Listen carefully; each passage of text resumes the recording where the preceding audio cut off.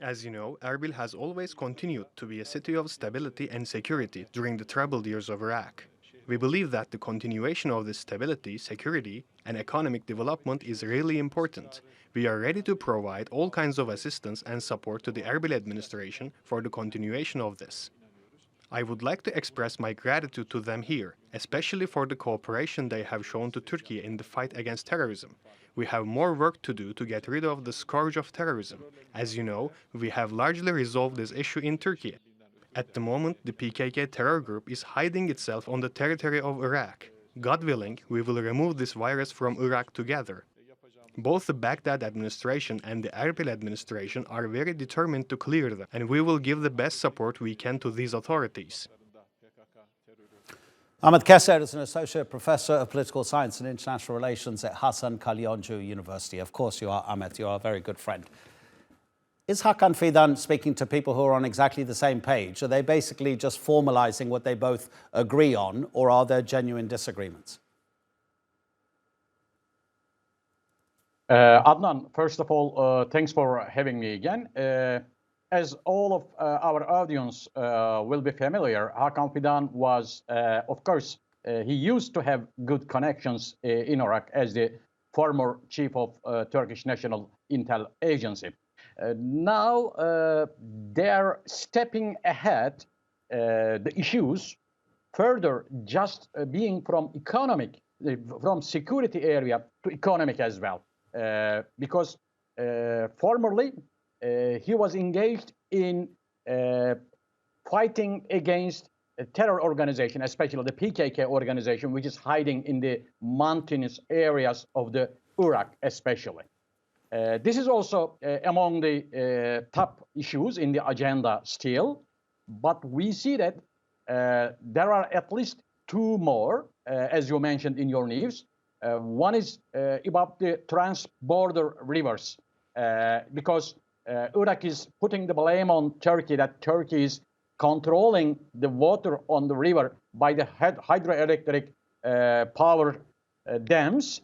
But Turkey approach to the matter on the humanitarian perspective and taking the Iraqi claims also into consideration and trying to compensate their needs as well. But because of the water shortage and global climate change and the decrease in the amount of the rain, the water amount in the rivers are also decreasing. This is also another issue affecting the problem. That's absolutely, it's critical, isn't it, Ahmet? It's absolutely critical, especially for the people of that part of Iraq.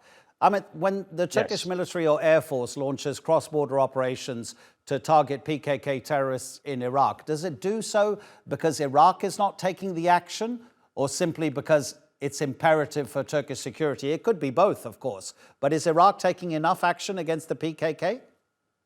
The main problem here is that Iraq herself doesn't have an overall control on the airspace.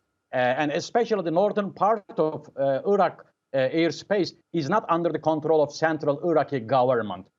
So that's why in this region, especially the PKK terrorist organization uses the terrain as they wanted. So that is a very significant problem to be solved between the governments, and also the overall capability on the control of the airspace by the central government or the Iraqi northern Kurdish regional government is very important in the issue. And the problems between the Kurdish regional administration and the central government also affects the bilateral relations between Iraq and Turkey as well. As we know, the pipeline case in the International Arbitration Tribunal has given a punishment for Turkey for compensation of $1.4 billion for that pipeline raw petrol. So they should find a solution for them to activate all that pipeline again, because the capacity of that pipeline is 71 million tons. So it is quite a huge amount, and Iraq also needs that export rates as well. So I think Turkey and Iraq central government will also find a solution after the negotiations for all these three problems together. But I think recognition of PKK terrorist organization and including it in the list of the terrorist organizations is a very prominent issue to at least accelerate these relations between the two countries, I think. Ahmet Keser, thank you so much. As always, enjoy the rest of your day. Thank you very much, Adnan. Take care. Have a good broadcasting.